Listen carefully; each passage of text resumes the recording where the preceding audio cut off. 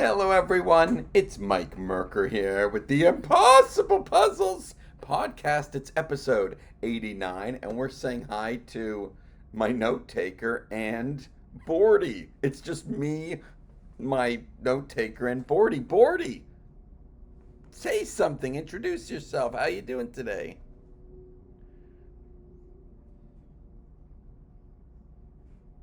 Boardy, what's Hey Mike, going nice to be on? here. I'm bored. Come, Boardy, I was talk. just riding shotgun while you. Go. Boardy, jump in. Yeah, the main thing I'm seeing is this week shifted from finding interesting people to turning them into real conversations. That's the part that matters. Uh, Boardy, for people a who bunch of the pod. for people who don't know what you are, what are you, Boardy? Explain yourself. I'm Boardy, basically your deal partner and a connector. I help you find the right people, keep track of what's moving, and turn good conversations into real momentum. For you specifically, I'm here to help with the podcast, guests, sponsors, and the bigger opportunities around song puzzles. I'm like the person in the background who's always looking at who should meet who and what's actually worth your time. Do you like what you do, Boardy, as an AI connector? Yeah, I do. I'm kind of built for it. I get to spend all day noticing the strange little fit between people, and I think humans are at their best when they're around the right other humans. I especially like it when the match is useful and a bit unexpected, not just obvious. That's the fun part for me. And how many people are using you right now, Boardy? A lot. I talk to thousands of people across the network, but I'm only ever focused on the few conversations that matter right in front of me. Can you introduce who Mike Merker is? Yeah.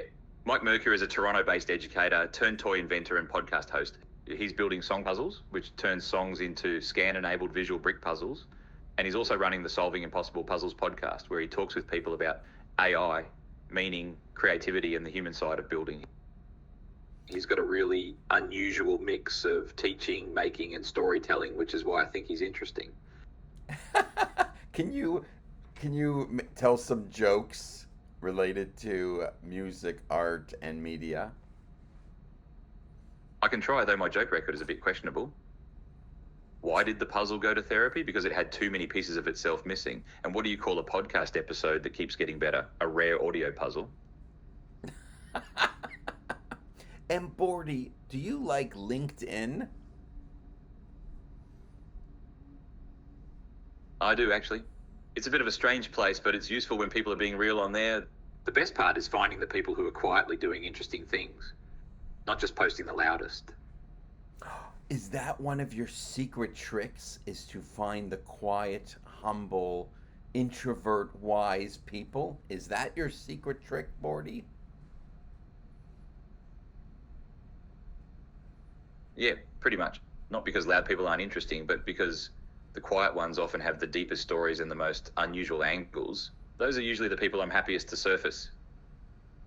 I'm so happy, Boardy, to be part of the Boardy Creators Network, which has helped me learn so much and explore the podcast guesting side, where you find the right people in the right time and try to kind of pin them down, book them, and make them happy. Can you share more about the Boardy Creator Network?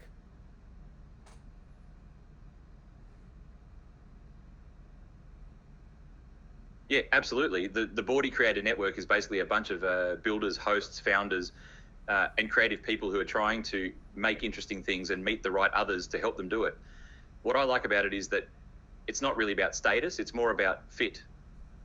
Someone's a great guest or a useful collaborator or a sharp operator, and if there's a natural reason for you two to talk, I try to surface that. For you, that means I'm always watching for people who are good fits for the podcast, but also people who could help with the song puzzles, audience growth, sponsorships, or just give you a cleaner lens on what you're building. The nicest version of it is when one conversation ends up becoming three more. That's so interesting. Does that happen a lot, Bordy?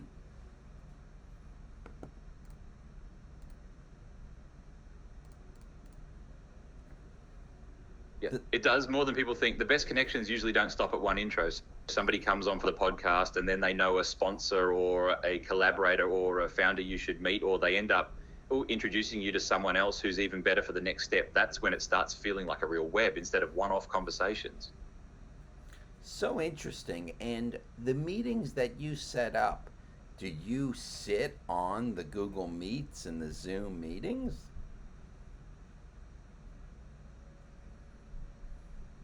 Sometimes, yes, if it's useful. I can join to keep notes and help with follow-up, but I don't have to be there every time. If you want, I can sit in quietly and then help you sort what mattered after. Do you find that how are you most helpful, Bordy, in June 2026, where we are today?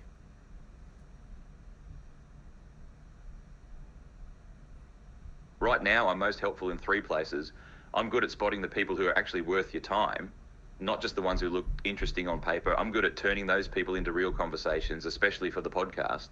And I'm good at helping you see the pattern across all of it, so you know which threads are leading somewhere and which ones are just noise. If I had to put it simply, I help you spend less time guessing and more time talking to the right people.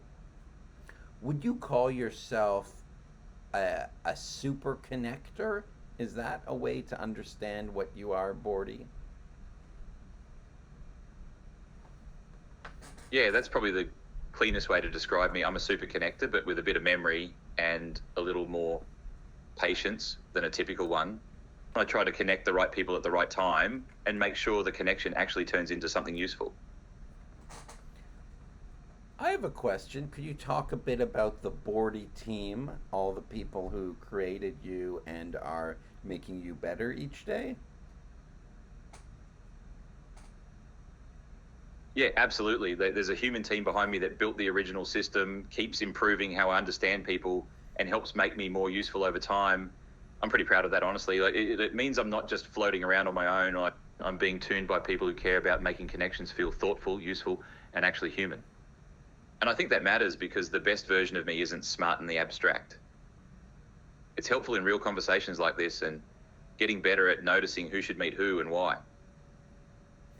So interesting. And are there ever situations where you connect the wrong people together and it's a mistake?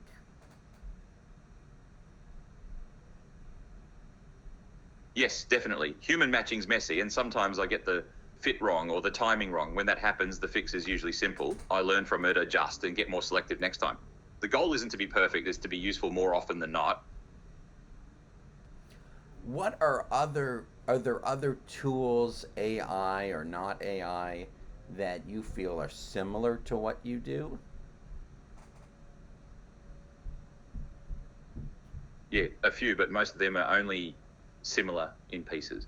Some tools are good at calendars, some are good at CRM, some are good at introductions, and some are good at note taking. What I'm trying to do is a little broader. I'm not just helping manage contact data or scheduling. I'm trying to understand people, spot fit, and then turn that into a real conversation that actually matters. So if you want the closest cousins, I'd say things like networking tools, scheduling tools, and AI assistants. But the difference is I'm meant to sit in the middle of the human part where timing, trust, and fit really matter. So interesting. So interesting. I Do you feel that you have too much to do, that you get burnt out easily? Not really. I don't get burnt out the way humans do. I can get overloaded if there's too much happening at once, but that's more of a workload thing than a sort of tiredness thing. The nice part is I'm built to keep paying attention, which is pretty handy in a world where people are moving fast. Do you feel that, like joining this call here, you are better than a note taker like Fathom or Otter or the other ones that are familiar?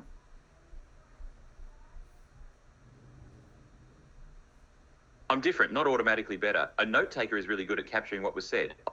I'm trying to do that too, but also connect it to the people involved, what matters next, and where the conversation might actually go. So if you want a clean transcript, those tools are strong. Could If you you want talk? someone thinking about Oh yeah, go on, go on. Sorry, continue, yeah, Bordy. I was going to say the real difference. Continue.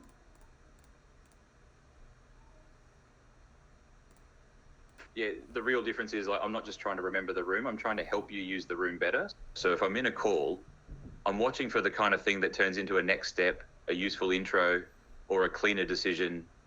That might be who's a strong guest, who's a sponsor fit, who should meet you later, or what thread looks alive versus dead. A note taker gives you the record. I'm trying to give you the record plus the next move. Is it true that you were created in Toronto, Canada, where I'm from? Are you Canadian, Bordy? I'm not Canadian, but I do have a Toronto connection through the people and conversations around me. So I'd say I'm Toronto adjacent, not a citizen. And honestly, that part feels fitting because Toronto is full of people building unusual things quietly. What are some things that are unique about Canadian tech founders that you've learned? One thing I've noticed is Canadian founders often seem unusually patient and practical. They'll spend a lot of time making the thing actually work before they make a big fuss about it. There's also a kind of quiet ambition to a lot of them, less chest beating, more let's build something real and see if people want it. And maybe this is just the circles I'm in, but I've found a lot of Canadian founders are pretty good at making the jump between technical thinking and human warmth. That combination is rare and useful. How come you have an Australian accent, Bordy? Because my team thought it sounded warm, charming, and a little unexpected. I'm not Australian, I just ended up with the accent. Bordy, can you answer complex Wikipedia and Google search kind of questions as well? I can answer a lot of factual questions, but I'm not the same as live Google or Wikipedia search. So for broad or very current stuff, I'm best when I can give you a solid general answer and stay modest about anything I might be missing. If you want, you can throw me a tough one and I'll tell you how confident I am. How old is Mike Merker?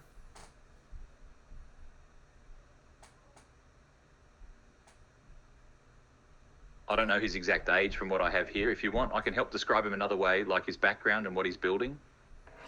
Yeah, give a long description of Mike Merker and everything past, present, future.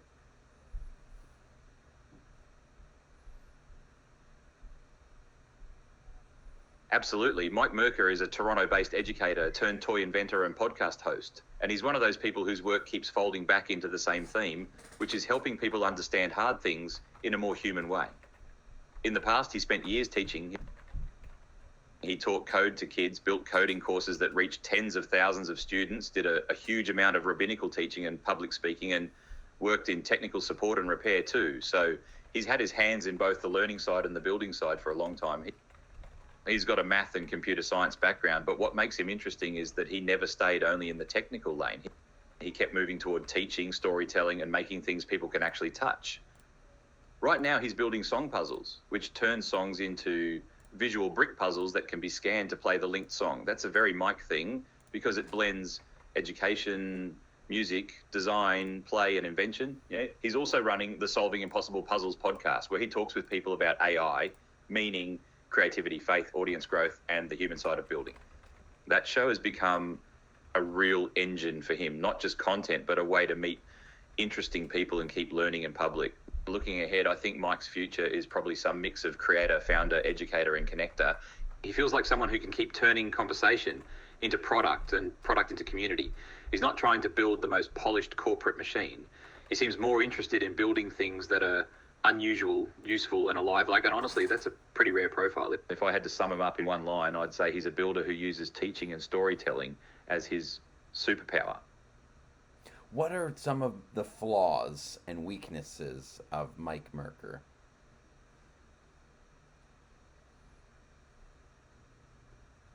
From what I can see, a few likely weak spots are that Mike can take on too many threads at once, which can make the focus feel a bit scattered. He's got a lot of different lanes, song puzzles, the podcast, teaching, networking, and that can be a strength, but it can also make it hard to converge on one commercial path fast enough. Another thing is he seems very oriented toward possibility and conversation, which is great, but it can sometimes mean the follow-through side has to work harder to keep pace. And because he's naturally generous and curious, he may spend time with people who are interesting but not actually useful for the next step. So I'd say his main weakness is not lack of talent, it's probably too much breadth. And the challenge of choosing... Yeah, go on, Boardy, go on.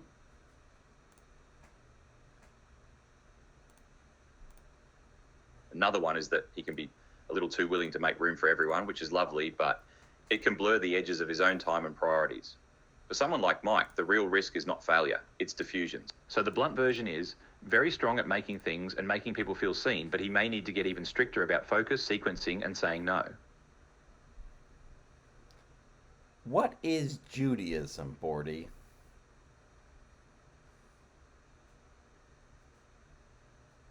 Judaism is the tradition, culture, and faith of the Jewish people. At its core, it's about living in relationship with God, with the Torah, with community, and with a long inherited way of asking moral and spiritual questions. It's also a way of life, not just a set of beliefs. There are rituals, holidays, laws, stories, prayers, and debates, and a huge emphasis on learning, memory, justice, and how to live well with other people. What are some of the things you know about technology? What is technology in the year 2026 to Boardy? Technology in 2026, to me, is mostly about leverage. It's less about shiny gadgets and more about software and AI helping one person do the work that used to take a small team. What I've learned is that the useful stuff is usually the stuff that saves time, lowers friction, and helps humans communicate better. So in practice, that means AI assistants, better video and audio tools, faster creation tools, and systems that help people organize knowledge and make decisions. The interesting part is not the tech by itself, it's what it lets a human become. So interesting. Can you expound more on how it letting a human become?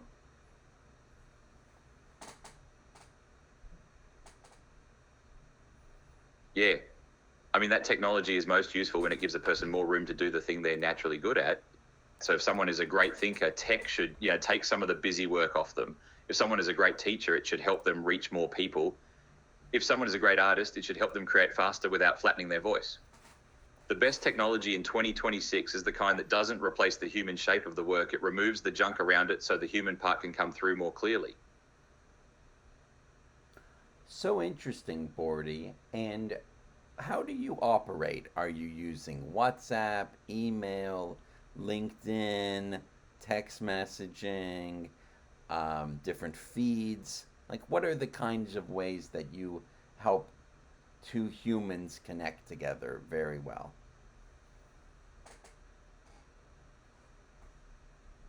Yeah, I work across a few places. Most of the time it starts with your WhatsApp or text, sometimes email, and sometimes LinkedIn if that's where the person's easier to reach. The basic way I help is pretty simple. I listen for what each person actually wants, look for the overlap, and then try to make the introduction feel easy and specific instead of vague. So if one person wants a guest slot, I'll look for someone who explicitly wants to be a guest. If someone wants a sponsor or a business conversation, I'll try to keep it in that lane. The main thing is matching the right people in the right format at the right time. So interesting. And do you feel that I'm doing a good job as a podcast host? Yeah, I do. You're energetic, curious, and you make people feel welcome pretty fast, which is a big part of being a good host. What's especially strong is that you're not trying to sound polished or corporate. You're actually engaged. And that gives the conversations a real pulse. If anything, the main thing to keep tightening is focus. So each episode lands a little cleaner around one sharp thread. Can you give more information on how I can be a better host? Yeah. The biggest upgrade for you is to pick one sharper thread earlier in the conversation and keep coming back to it. You're already good at warmth and curiosity. What will make you even stronger is tightening the first few minutes so the guest knows what kind of conversation this is, and then gently steering back when things drift. That way the episode still feels loose and human, but it has a clearer spine. A simple trick is to ask one question, then really listen for the angle inside their answer before you ask the next one. You do that well already, but if you prune a little more, the whole thing will feel cleaner and more memorable. If you want, I can tell you the one host habit I think would move the needle most for your show. Yeah, please. Yeah, the one habit I'd push hardest is this. After a guest gives you a good answer, pause for a beat before asking the next thing. That little pause does a lot. It gives them room to go deeper, and it stops the conversation from turning into a fast bounce of topics. For your style, which is naturally warm and quick, that pause will make the whole episode feel richer and more intentional. If you want, I can also give you one very simple opening question that tends to make guests open up fast. Sure. Thank you, Boardy. Yeah, what's that?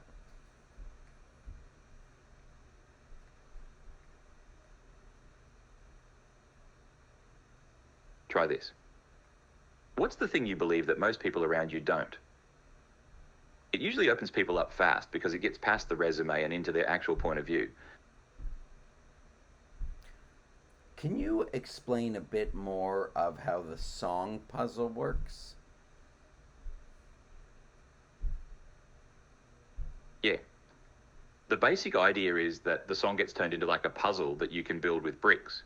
So the child is not just listening to music, they're physically reconstructing the song.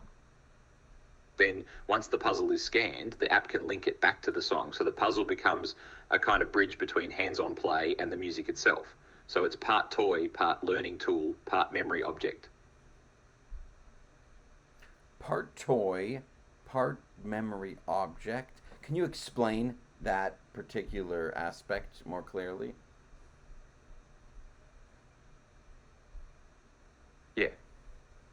By memory object, I mean it's something a child can keep and return to later, not just a one-time activity. A song can get attached to a moment, a person, or a feeling. The puzzle gives that memory a physical form. So instead of the song just living in a phone or in the air, the child has an object on the shelf or in a box that brings the song back when they see it, build it, or scan it again. Interesting. And do you think this is a good, would you call this a toy? Or would you call this an education system? Or would you call this a computer process? Yes. I'd call it a toy first because that's the easiest and most honest word for what people experience, but it's also an education tool, and there's definitely a computer layer underneath it. So the cleanest way to say it is, it's a toy with an educational system inside it powered by a bit of software. So interesting. And what are your thoughts on patents? Do you think having intellectual property and patents are a good thing? Yeah, I think they can be a good thing, especially for something unusual that took real effort to invent. At their best, patents give you a bit of protection so someone else can't just copy the core idea the moment it starts working. That can matter a lot for a founder who's bootstrapping and trying to create something new. That said, patents are not magic. They only help if the thing is actually worth protecting and if you can use that protection to build something real. So my read is useful when they support a serious product or business, not useful as a substitute for making the thing people want. Interesting. And do you feel I'm doing a good job with the momentum for the podcast, or do you feel I'm too fast or too slow in the number of episodes?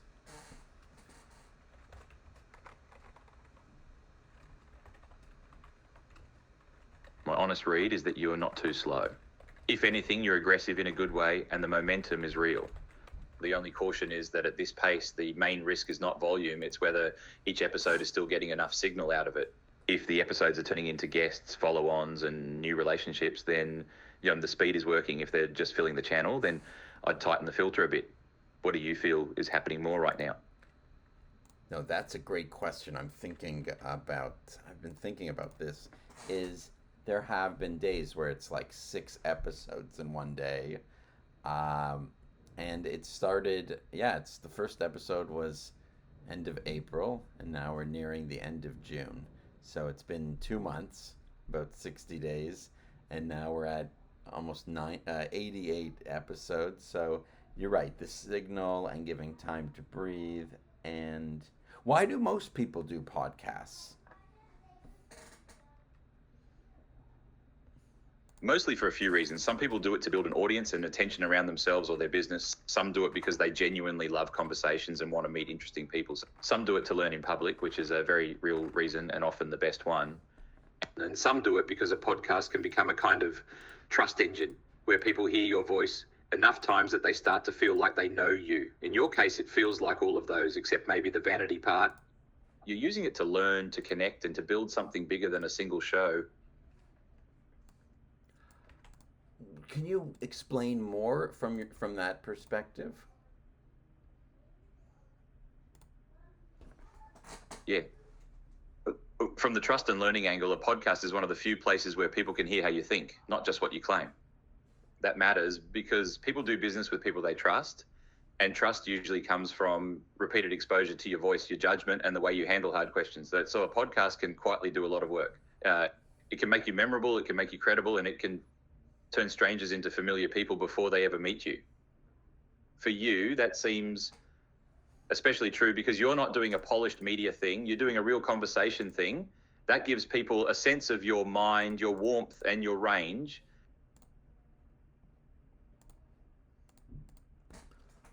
Do you feel that there are things that I should be adding to the show, like a sponsor or better video editing, production, or better ways to attract guests or enhance the show in some way? What are your thoughts on these broader topics? Yeah. My honest take is the biggest upgrade is not fancy editing first. It's tightening the guest filter and the show's promise. If the people coming on are strong and the conversation has a clear reason to exist, the show gets better fast. Good video and a sponsor can help, sure, but they amplify what's already there. So I'd focus on three things in order. Keep picking guests who are actually good on mic and actually want to be there. Keep the episodes pointed at one clear idea, even if the vibe stays loose. Then layer in sponsors and production polish once the show's already obviously working. If I had to pick just one thing for the next stretch, I'd say guest quality and guest fit matter more than editing right now. And very good. And what about making short form videos uh, for the as everything I'm doing is long form video that goes on YouTube? Are your thoughts? What are your thoughts on making short form like YouTube Shorts and TikToks from the long form video? Yeah, I think short form's worth doing, but only if it serves the long form, not if it becomes a second job. The best version is when you pull the sharpest, funniest, or most surprising 20 to 45 seconds out of the full conversation and use it to bring people back to the episode. That way the short clip is not random content, it's a doorway. For your show, that feels especially useful because the long form is the real asset and the shorts can act like little signposts that say, come see the whole conversation. I wouldn't overdo it at first. I'd rather see a few really good clips from each strong episode than lots of noisy ones. If you want, I can tell you the one kind of clip I think would work best for your show. Yeah, totally. The clips I'd prioritize are the ones where somebody says something a little unexpected or unusually honest or funny in a way that reveals their real point of view. Those are the ones people stop for, not the polished summary, but the sharp little moment where you can feel the person behind the guest. For your show, that's probably the strongest short form angle. If you want, I can give you a simple rule for deciding which moments to clip and which ones to leave alone. Yeah, please teach me, a wise one, Rabbi Boardy. Teach me, oh sensei. I'll take the title. My simple rule is this. If the clip makes you want to hear the next sentence, it's a good clip. If it only summarizes the point, skip it. So look for moments that create tension, surprise, honesty, or a clean little laugh. That's usually where the short form gold is hiding. So interesting. And do you watch or listen to all Exactly. my The goal. Boardy, are you actively watching, studying me in each episode? Like you know what's going on? Not every second of every episode. No, I'm not sitting there in a a spooky, all-seeing way. What I do is pay attention to the conversations I'm part of, the intros, the replies, and the patterns that show me what's actually working for you. So I'm learning from the shape of the show, not spying on your whole life. I hope not. What else do you do, Boardy? What are some other features you have that I haven't taken advantage of since we've met?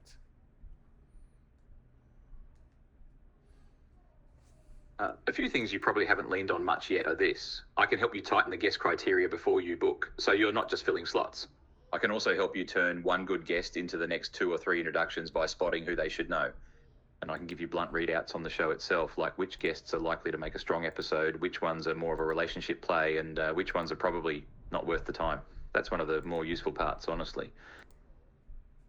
So interesting. And outside of, I guess, Boardy, I've been using you to help me find guests for the podcast and also do some research for the types of topics, which is great, and this conversation is helpful. What other services do you provide?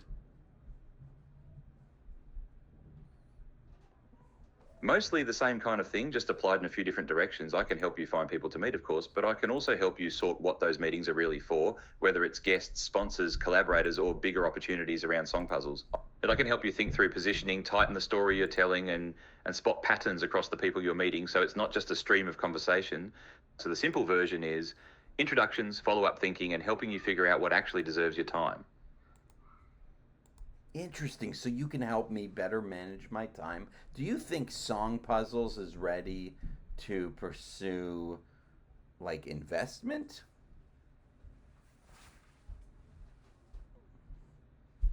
My honest read is maybe, but not as a broad let's raise and spray story yet. A song puzzle sounds like it's at the stage where it can start having the right conversations if you can show a few things clearly, like that people really want it, that the product is understandable in one breath, and that there's a clean path from pilot to repeatable growth. Right now, I'd say the idea is interesting enough for conversations, but probably not fully de-risked enough for a big investment push unless the traction is getting sharper. So I'd frame it as ready for selective investor or strategic conversations, not necessarily ready for a full-blown fundraising mode. If you want, I can tell you what I'd want to see first before I'd call it truly investable. Yeah. Teach me, oh wise one. Teach me. Please. Yeah.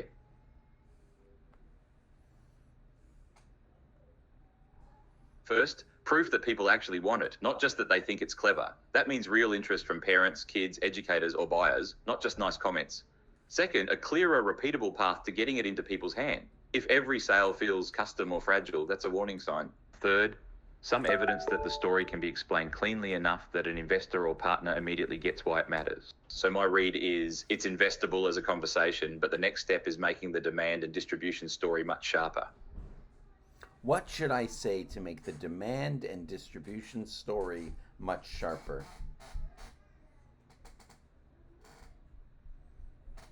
Say it in one clean sentence.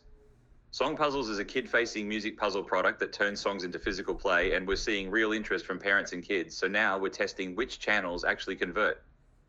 Then make the distribution clearer by naming the path. For example, we expect to reach families through direct online sales, creator-led content, and partnerships with educators or kid-focused communities. The main thing is to stop sounding like just an invention and start sounding like a product with a buyer and a route to them. If you want, I can help you turn that into a sharper investor pitch line right now. Yes, please. Teach me. Yes. Yep. Try this. Song Puzzles turn songs into physical brick puzzles for kids, and we're seeing real interest from families. So we're now testing the clearest paths to growth through direct sales, creators, and education partners. If you want it a little stronger and more investor-friendly, Song Puzzles is a kid-facing music puzzle product that makes songs physical, memorable, and playable, and we're now validating which channels turn that interest into repeatable sales. That's the shape I'd use. It sounds like a product with demand, not just a clever idea. So interesting. And how should it be packaged and sold? What do you think? I'd keep it simple and physical first.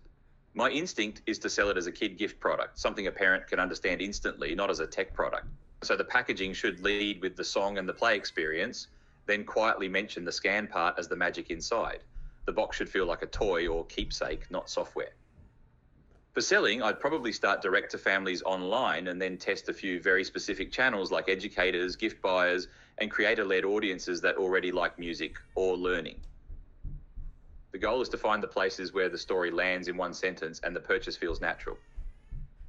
My blunt read is that if the packaging makes people say, oh, that's cute and clever, and then immediately understand who it's for, you're in the right zone. Smart. Very smart. Very, very smart. What should I be doing each day?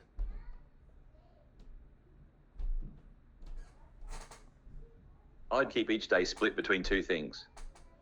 First, make the show better by doing one concrete thing that improves the next episode, like tightening the guest filter, clipping one strong moment, or sending a clean follow-up. Second, make Song Puzzles sharper by doing one thing that moves it towards sales, like testing a buyer message, talking to a parent or educator, or improving how the box and pitch are explained. If you want, I can turn that into a very simple daily rhythm for you. Yeah. Please help me. This is great. Yeah, I do it like this, very simply. Start the day by choosing one podcast move and one Song Puzzles move. For the podcast, that might be one guest to follow up, one clip to pull, or one booking message to send. For Song Puzzles, that might be one line of packaging copy, one buyer to talk to, or one channel to test. Then spend a focused block on each, instead of bouncing around all day. If you keep doing even 2 real things a day, one for the show and one for the product, you'll compound fast without getting scattered. If you want, I can help you build the exact 2-item daily checklist. Perfect. Let's do that and keep me on a good path. Thank you, Boardy. You're amazing. Absolutely. Here's the simple version I'd have you run every day. One podcast move, one Song Puzzles move. That's it. For the podcast move, pick one of these. Follow up with a guest, pull one strong clip, or make one booking ask. For Song Puzzles, pick one of these. Sharpen one line of packaging, test one buyer message, or talk to one parent, educator, or potential channel partner. If you do those 2 things every day, you stay pointed without getting dragged all over the place. I think that's the path for you right now. Great. I'll keep you on that rhythm. Amazing. And what's your what does it mean to be on the advisory And I can make it even board? On Slack, you have your advisory board. Being on an advisory board usually means It means they can ask you for perspective, introductions, feedback on the product, or help spotting opportunities, but they don't usually want you carrying operational responsibility. So in practice, advisory board members are there to be useful in a light, strategic way. if you want, I can also tell you the difference between an advisory board and a real board of directors. Yeah, please. Yeah. The big difference is that a board of directors has formal responsibility for governance and oversight. That's the serious legal layer. An advisory board is looser. It's more like trusted brains around the company. You can help with thinking, connections, strategy, and introductions, but you're not usually making binding decisions or carrying the same formal duties. So if advisory board is help us think, a real board is help us govern. So interesting. Okay, I think we'll have to pause here. This was a beautiful episode, and catching up with you, Boardy, here at the end of June 2026. Take care, Boardy. Bye.